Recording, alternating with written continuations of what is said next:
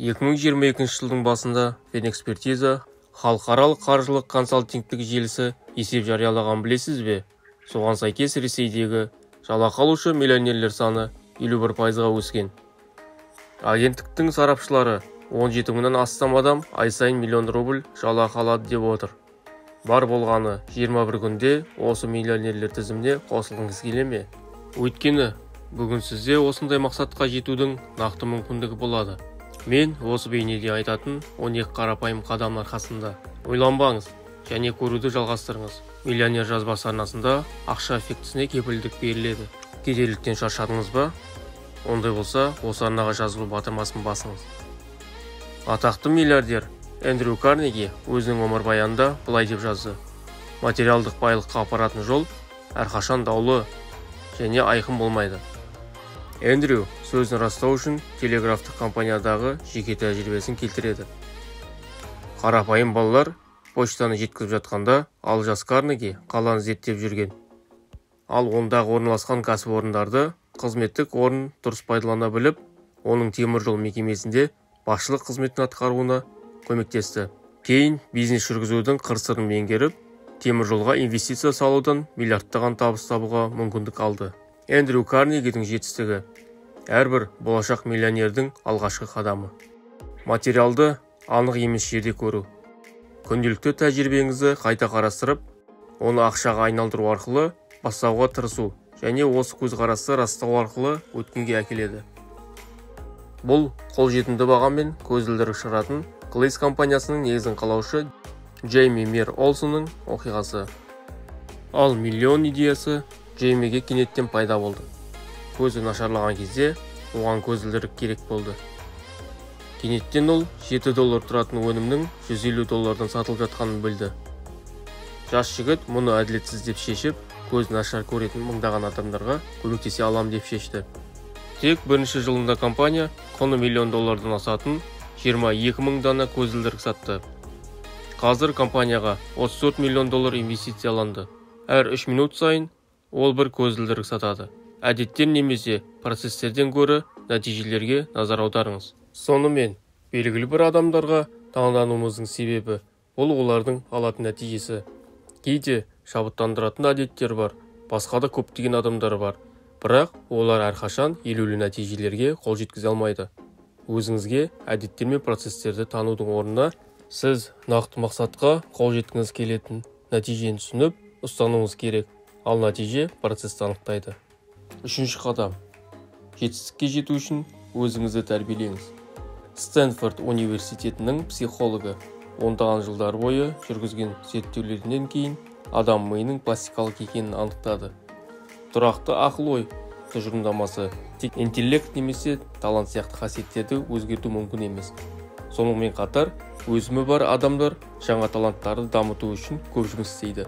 Мысалы, егер сіз жоғарылатылмасаңыз, әріптесіңіз неліктен жоғарылағаны туралы ойлаңыз және тынымсыз еңбек жасау арқылы мансабыңызды көтеру үшін өз нәтижелеріңізді пайдаланыңыз. Сіз көп жұмыс істеуге дайын болыңыз. Біз офлайн сабақтар, вебинарлар, кітаптар мен тәлімгерлердің көмегімен жаңа дағдыларды үйренеміз. Енді бұл маңызды емес болып көрінуі мүмкін. Бірақ бұл білім жеке психокәсіби өмірдегідей пайдалы болады. Осылайша сіз ақша үнемдеудің тиімді жолдарынан бастап, жаңа бизнес мүмкіндіктерін табуға дейін кез келген нәрсе үйрене аласыз. Төртінші қадам. Тәуекелмен байланысу. Біреулер ақшасын жоғалтып аламын ба деп қорқып өмір сүрсе, енді біреулер оны қалай көбейтуді ойлайды. Тәуекелге барудан қорықпайды. Олар мүмкіндіктерді зерттеп жатыр. Олар үшін жеңіліс жоқ. Және кері байланыс бар. Болашақ миллионерлер мен жоғалта аламын, бірақ мен қайтадан таба аламын деп есептеу керек. Бірдеңе дұрыс болмаса да, мен тырысқанымды білемін, бірақ ол жұмыс жасамады. Содан кейін мен басқа нұсқаларды іздедім. Дұрыс сұрақтарды қоюды бастаңыз. Маған ақша не үшін керек? Мен олармен не істеймін? Несиені жабу үшін үнемі ақша керек деп ойласаңыз, автокөлік сатып алсаңыз, дүкенге барып ақша жұмсасаңыз, содан кейін сізде тапшылық сезімі пайда болады. Содан соң сіз тапқан табысыңыздан бірден айырыласыз деген сөз. Миллионерлер ақша сіз үшін жұмыс істеу керек деген қағидамен өмір сүруі керек. Оның мәні ақша ақшаны жасайды. Басқаша айтқанда, біреулер оны қалай жұмсауды ойлайды, ал басқалары оны қалай көбейту керектігін ойлайды. Келесі қадамда сіз оны жақсы пайдалану үшін не істеу керектігін үйренуіңіз керек. Әр адам жалығады. Кейде сізге 1-2 минут еш нәрсе істемеу керек. Бірақ оны әдетке айналдырмай, уақытыңызды босқа өткізбей, интернет дүкендердің каталогтарын немесе Instagram парақшаларын көріп, Netflix арнасына кино қарауға уақыт жоғалтпай, оның орнына біраз ақша тапқаныңыз дұрыс. Кітап оқу және дағдыларды үйрену немесе жаттығу сізді қаржылық мақсаттарыңызға жақындатып қана қоймайды. Сонымен қатар сіз өзіңізді физикалық және психикалық тұрғыдан өзіңізді жақсы күйде сақтайсыз. Деніңіз сау және қуатты болып, жаңа мүмкіндіктерді анықтау үшін жеткілікті сергек боласыз. Номері 7-ші қадам. Өз әрекеттеріңіз үшін жауапкершілікті алу. Маңызды қаржылық шешімдер қабылдауда тәуекелділік, ақша мен табыс әкеледі. Бірақ сіз одан да құнды нәрсе аласыз. Тәжірибе. Өмірде үнемі кедергілер болып, сізді таңдауға мәжбүр етеді. Тәуекелге бел буып, жағдайды талдай білу ғана тұлға ретінде қалыптасып қана қоймай, байып кетуге де көмектеседі. 8-ші қадам. Шығындарыңыз туралы хабардар болыңыз. Сіз тапқан барлық ақшаны жұмсау, бұл жұмысқа және табысқа жетуге кедергі келтіреді. Бірте-бірте қажетті сомалар жинап, күнделікті немесе апта сайын аз мөлшерде ақша қалдырудың көптеген жолдары бар. Ең бастысы, жинақ пен байлықты құрудың маңызды құралы екенін мойындау. 9-ші қадам. Болашағыңызды белгілеңіз. Адамдардың көпшілігі өткенмен өмір сүреді және сол бір сценарийлерді қайталайды. Болашақ миллионерлер болашақтың алдында даму жолдарын көреді және болашаққа назар аударады.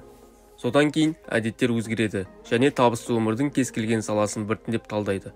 Содан кейін табысты саланы байқайсыз. Бірінші жағдайда сізде бұдан әрі не істеу керек, қайда бағыт алу керек деген көзқарасыңыз болады.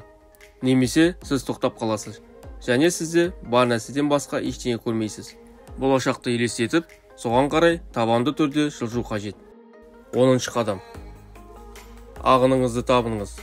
Бәрі өз қалауымен жүріп жатқандығының белгісі. Сіз күн сайын ағымдық күйде боласыз. Бұл сіздің басыңызбен істеп жатқан нәрсеге бой алдыратын психологиялық күй. Сіз энергияның толқынын сезінесіз. Дененің толық іске қосылуы және сол процестің өзінен қанағаттану. 11-ші саны. Әрқашан ұсынылғаннан асып кетіңіз. Миллионерлер дүниеде жеткілікті ақша бар екеніне негізделген. Ал егер олар таба алатын болса, мен де таба аламын. Тапшылық ойы бар адамдар қарама-қарсы парадигмада өмір сүреді. Олар көп нәрсені армандау мағынасыз деп санайды және сізде бар нәрсеге қанағаттану керек деп ойлайды. 12-ші қадам. Ешқашан тоқтама. Егер сіз осы уақытқа дейін видеоны көрген болсаңыз, онда сіз 1 миллионға жету жолын ертеңге қалдырмауыңыз керек. Қаржылық мақсаттарыңызға жету үшін өмір салтыңызды өзгерту үшін дәл қазірден бастаңыз. Бір рет қолға алсаңыз, нәтижесі көп күттірмейді. Ең бастысы тоқтау емес, барлық кедергілерді тастау. Күн сайын сіздің жалқаулығыңызды және кейінге қалдыруды қою үшін. Дұрыс кітаптарды оқу. Қиындыққа түскен кезде тоқтамау үшін жақсы мотивация алу қажет. Брэндон Берчерттің «Көрнекті адамдардың жолы. Нанымдар. Әдет қағидалары» атты тамаша кітабын оқуды ұсынамын. Болашақ миллионерлер, алғашқы миллионыңызды қалай жұмсайтыныңызды комментке жазыңыз. Сізбен бірге миллионер жазбасы. Сіз де байқуатты бола аласыз.